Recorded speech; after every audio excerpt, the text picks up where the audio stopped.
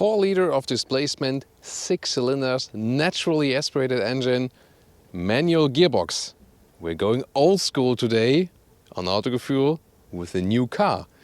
Because so far Porsche has reserved this setup for the GT4 and the Spider, but now 718 Boxster and 718 Cayman come as GTS 4.0 here with this special setup.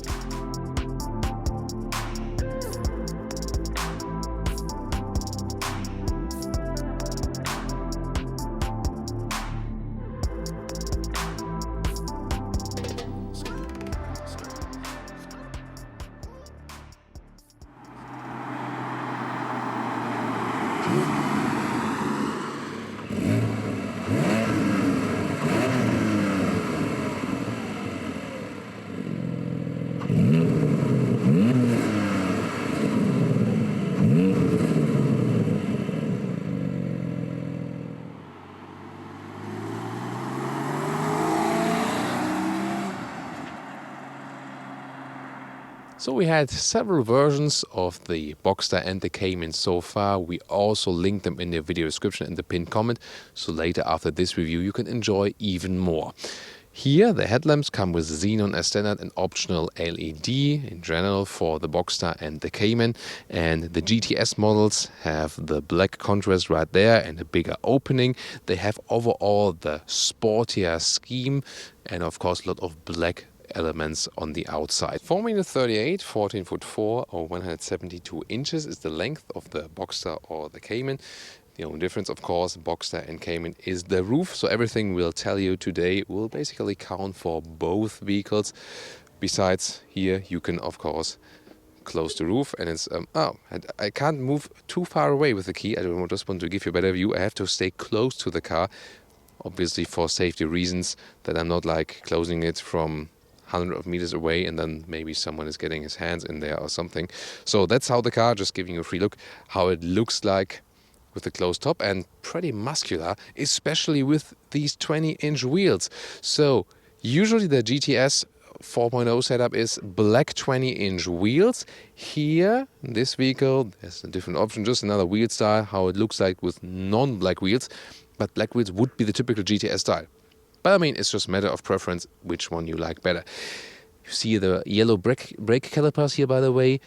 These are the special ceramic brakes, so you can go for them, but they are very, very expensive. And of course, this one is already more expensive. It's a couple of €1,000 less expensive than the Spider. Same counts also for the Cayman versus GT4. But it's also a couple of €1,000 more expensive than the normal 4-cylinder GTS. So it's exactly in between. Both in the front and in the rear with the GTS models in general, you have the black tinted background here, so front and rear lights. It's making a more aggressive look. Also have the black spoiler right there, both for the 718 Boxster GTS and the 718 Cayman GTS. And the 4.0 models have a special exhaust system. Of course, there's, a little more fume coming out. So they also split it a little bit more open. So usually it's centralized, but here it's left and right. So a little bit more space in between. Again, this is a more, bigger stance look even from this exhaust port here. Let's do some engine talk. In the previous generation, it was still all about the 6-cylinder naturally aspirated engines, but in this current generation here, they move more towards the 4-cylinder concept. And I mean, you can understand it somehow because of the CO2 fleet emissions, yes, but also this is supposed to be a lightweight car. And somehow it also makes sense. So usually you get a 2-liter 4-cylinder engine, a flat turbo, either with 300 horsepower then in the base version or in the Boxster T, this lightweight model. Then there is the S model, which already comes with the 2.5-liter 4-cylinder flat turbo, then with 350 horsepower. Same engine goes to the 4-cylinder GTS with 365 horsepower, the fastest model with 4.1 seconds in the acceleration figure. And then the recent GT4 and the Spider actually at 4.4 seconds. And this then here, 4.5 seconds. 400 horsepower for this 6-cylinder 4-liter of displacement. 420 horsepower it would be for the GT4 and the Spider. and the acceleration figures is 0.1 seconds, so that's really nothing. But indeed, there is a big difference here from this 6-cylinder GTS to the 4-cylinder GTS. But what's the reason for that? It's indeed this, the manual gearbox. It's not the weight difference 6-cylinder and 4-cylinder is just 30 kilograms, so it's nothing significantly. It's just the manual gearbox. So when this one will come with the dual clutch transmission, the 6-cylinder GTS will be faster than the 4-cylinder GTS. At the moment, it's the way that manual gearbox comparing 4-cylinder GTS manual gearbox versus 6-cylinder GTS manual gearbox. This one here, the bigger one, is 0.1 seconds faster. So it's just slower overall because it was the comparison manual gearbox versus the PDK. Again, PDK versus PDK, then the more powerful engine will also win because it's not significantly heavier.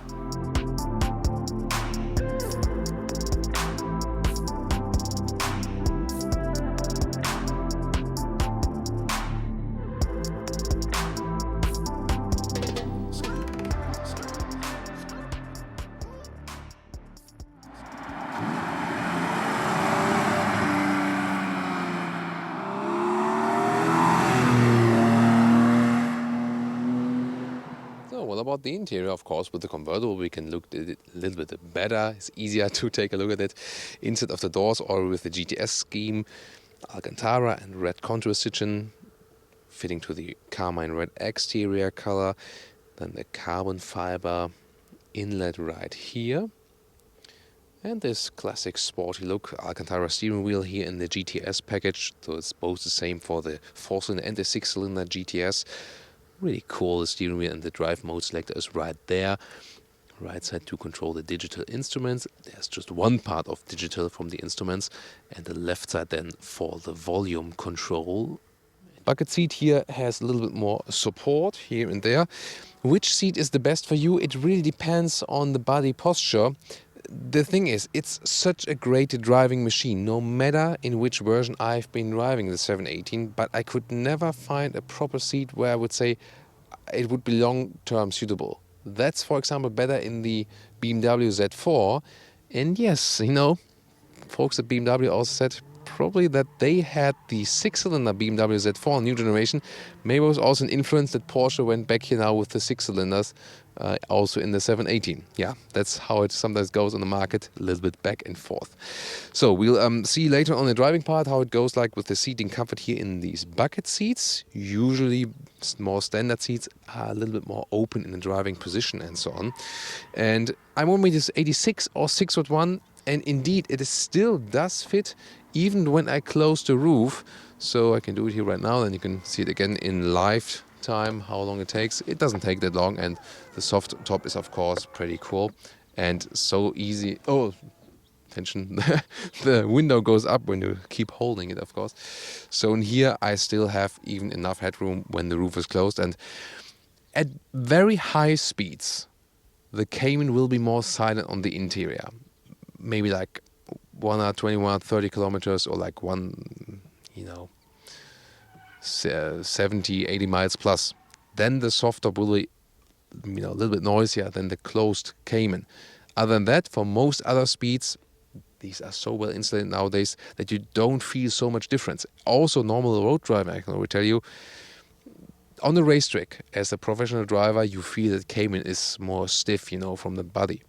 But normally driving, it's more the question, do you want that open top or not? So here's the interior, which is still somewhat old school, of course. It's not the newest car, but it does the job, definitely. These vents here, they have been rearranged with the recent facelift a couple of years ago. Sports Chrono package also includes this analog clock then, and also puts down the acceleration time. Then you have this integration of the infotainment system with Apple CarPlay right here. And you can go back to the Porsche menu like this. There's also the GPS right there. The map here, you can zoom in and out. Does the job actually quite good and easy, the system, and still with a lot of real hotkeys. All the climate unit can be accessed really, but quite small also reaches then while driving, seat heating, and ta-da! Here it is, the manual gearbox, 6-speed, and You hear how crisp it is when you put in the gears or just when the car is stationary. So pretty amazing. Let's find out about the gear ratios, because it has been criticized with the GT4 and the Spider review here and there, maybe like too long second gear. I'm looking forward to test it very soon. And now, very important information. It will later also come, or maybe if you watch the review at a later stage, it's already there, with the dual clutch transmission with the Porsche, with the PDK.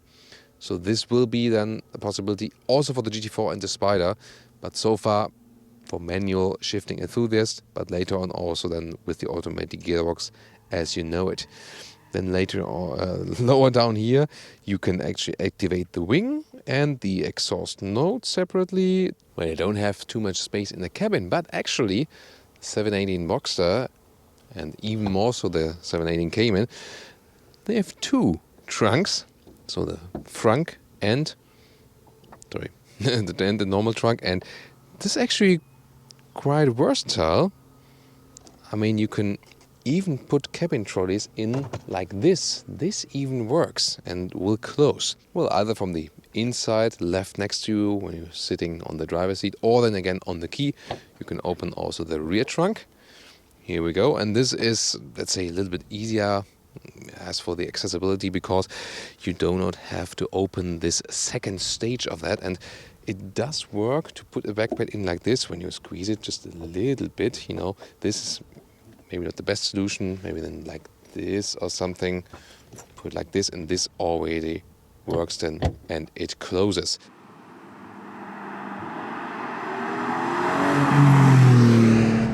Welcome to Thomas's Driving Lounge. Open top here with a 718 Boxster GTS 4.0.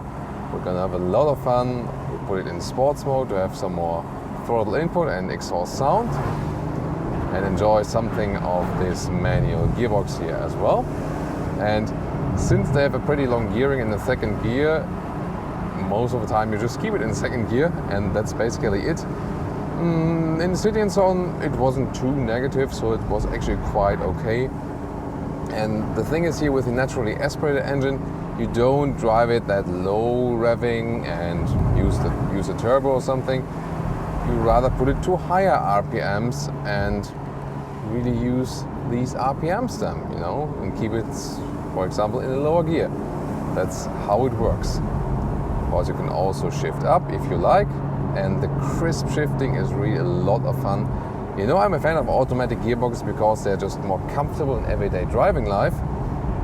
But sometimes, you know, in a car like this, or in a Mazda MX-5, for example, this can actually be a lot of fun. And well, you don't need to shift that often, and cruising here at about 70 kilometers an hour, you can keep it rather silent also, for example in the third gear, or if you want to attack it a little bit more, put back to the second one. And you maybe heard it, when we are here in the sport mode and we shift back, there's an automatic dual clutch. Would be German Zwischengas, the famous German Zwischengas. That's like, the direct translation is like, you know, throttle in between, so to say. Here again. So the car is doing that for you to match the revs then to get better in the next gear and have a better performance. But yeah, if it makes such a difference for everyday driving life is of course doubtful. It's more than a fun feature in this case, when you're just driving on the street. Or for example, let's say from second to fourth gear is a little bit, but of course the bigger effect is neat when you put it from third into second gear. And a lot of fun here driving open top, precise steering, great grip with the microfiber steering wheel, and suspension is actually not too uncomfortable because it is an adaptive one. Yes, it's low definitely, and the GTS is sporty, but it's still somehow adapting to the road surfaces, and it's just so much fun. It's a pure driving machine, this car. Really very, very cool.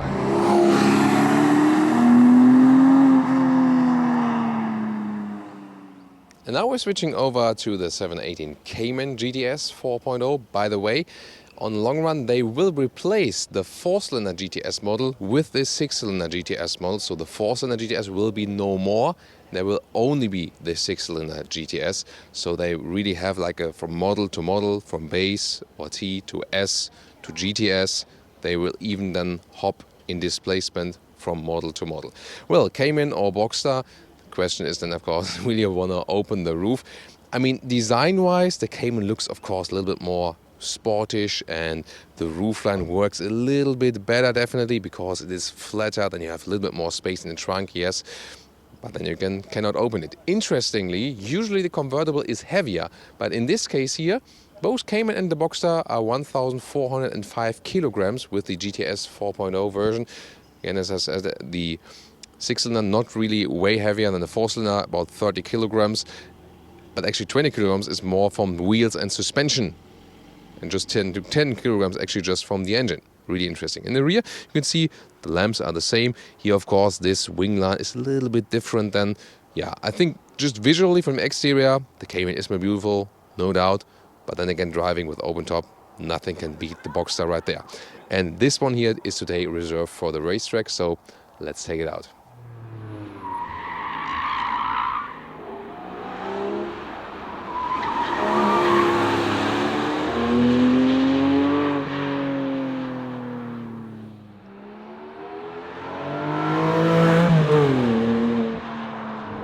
Welcome guys to the Racetrack with the 718 Cayman GTS 4.0. And yes, this is a true race car, so it's also pretty loud in here. So 230, almost 240 kilometers an hour right here. Hard on the brakes, sequel to editorial. The band is also here. Back to second gear, dual clutching or double clutching from the car itself. Keeping the second gear, high off the rev limiter. Back second gear. 7,800 RPM is the rev limiter. And you can mainly drive this car second and third gear indeed. That's also why the gear ratios the way they are. Wow, what a neutral handling this car has. Squeaking tires, of course, a little bit. And straight and out. Hard on the clutch as well, a little bit off the gas. 200 kilometers an hour once again, 125 miles. 911 instructor car in front of us.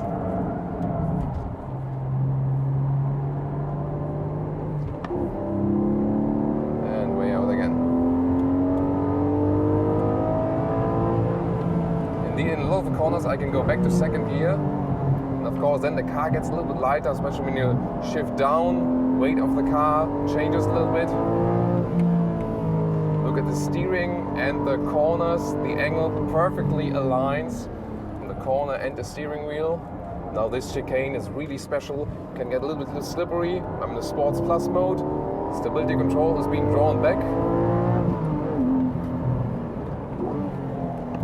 Another chicane right there. And now this is a very long right corner, 120 kilometers an hour in the corner. To the next start, stop straight on the rev limiter and high up.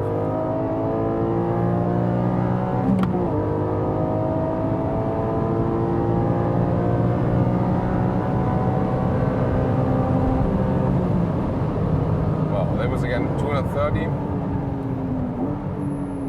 Yeah, this is a real race car, no doubt.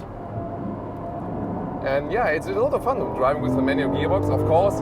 When you do it for very first time here with this car on the racetrack, it's somewhat tricky when you don't have too much practice with it. Most of the times we are with automatic gearbox on the racetrack nowadays. Most cars, have that nowadays, unless it's like a real race car. But I mean, it's just more challenging, It's a more purist driving experience.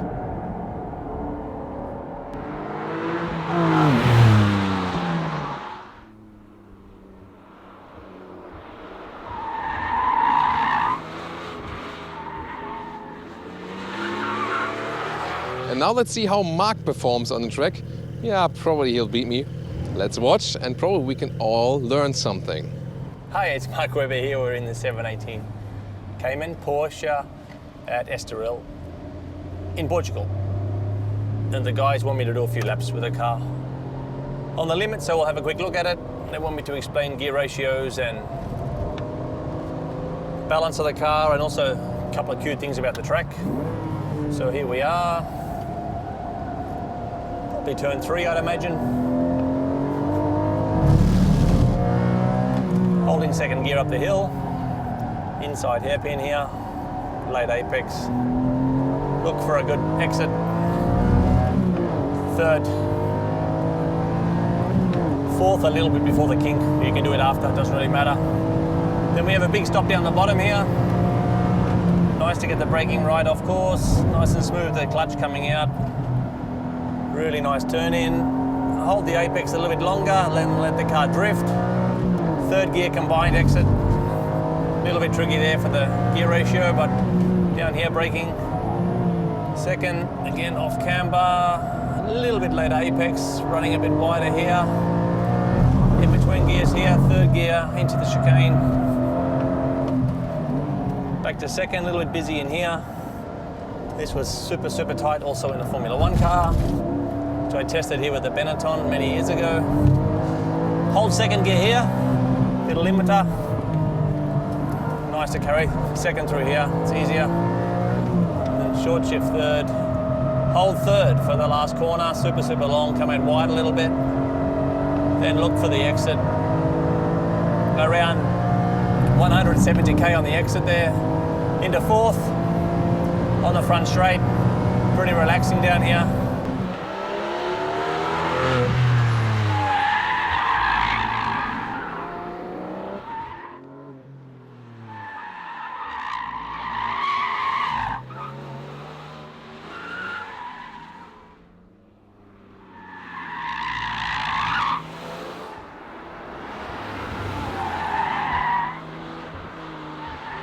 So now the Autogefuehl conclusion for today. Interesting that the GTS 4.0 with the 6-cylinder will replace the 4-cylinder on the long run. So on the long run there won't be the parallel offer for that. And so they move up in displacement also in the model lineup from base or T model to S and then the GTS. Pretty interesting. Next lap starting here. Yeah, Cayman or Boxster, that's of course a question. It's more about the roof, the weight is almost the same, and to me it would always be the open top experience, although the Cayman looks better in a closed way. The 6-cylinder is somewhat more fun to drive because of this sonorous sound, and to me it was more, not only like moving on the rev limiter, but more so that when you keep it at lower RPMs, it gives you a more elaborate, more calm feeling, a cruising feeling, whereas the 4-cylinder sounds and feels a little bit more nervous. That's what I found really cool with that. However, the GTS model is already quite expensive, and then when you add some of the features, told you earlier about almost 120k for a fully spec'd car, and that didn't even have the full LED lamps. Wow. So I would rather keep it with the purest approach, get the base model of the Boxster or the Cayman, or maybe the T, the weight optimized model also. I think that's more the spirit of the whole Porsche, to not to exceed it that much and then still get somewhat a good price-performance ratio. So, what do you think? Give us your feedback, Cayman or Boxster, 4-cylinder or 6-cylinder, GTS or S or T or the base model. Which one would you go for? Looking forward to your comments. See you next time.